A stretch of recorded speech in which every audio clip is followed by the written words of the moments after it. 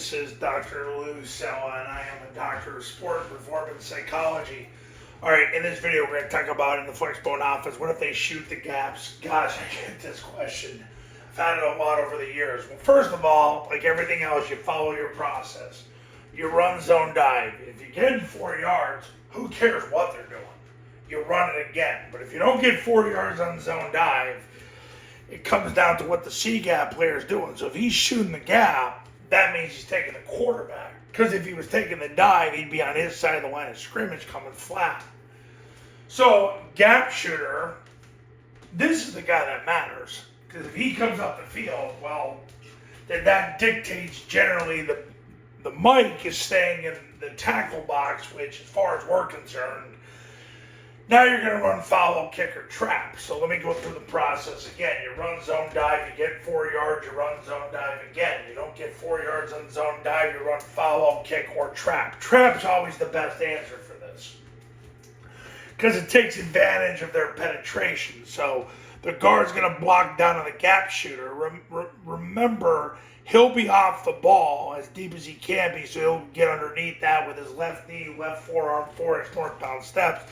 Center's going to back block the gap shooter to the A-gap side and do the same thing. Now, he's up on the ball, so he might get flatter on his first step. The guard is going to open at 90 degrees, replace the center, replace the guard, trap the first guy off the guard. The tackle is going to block the spine of the center. Remember, he's deep as he can be by law, and he's opening at 90 degrees, stealing second base and blocking the center spine. Tackle's veering in front of the mic with his left knee, left hand, 4-inch northbound steps.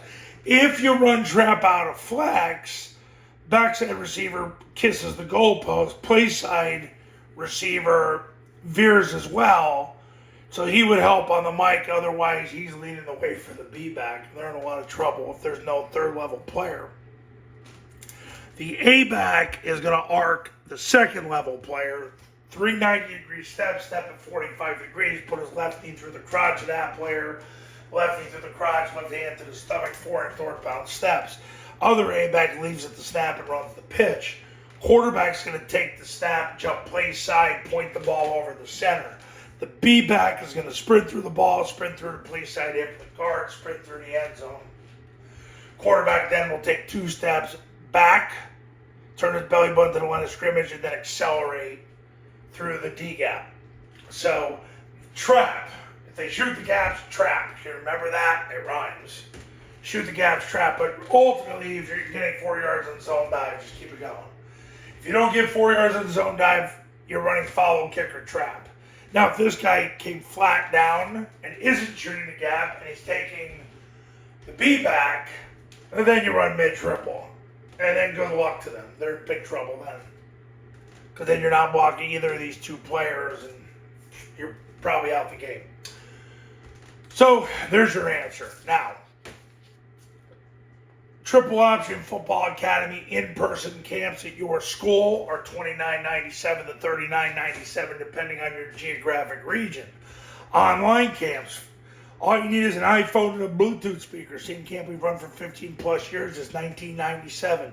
If you do a camp, you get the online academy for free. If you just want to do the online academy, it's $9.97. Academies are separate for 8-man, 9-man, and 11-man football. Go to this website to learn more. Call this number to become a client, and I'll see you in the next video.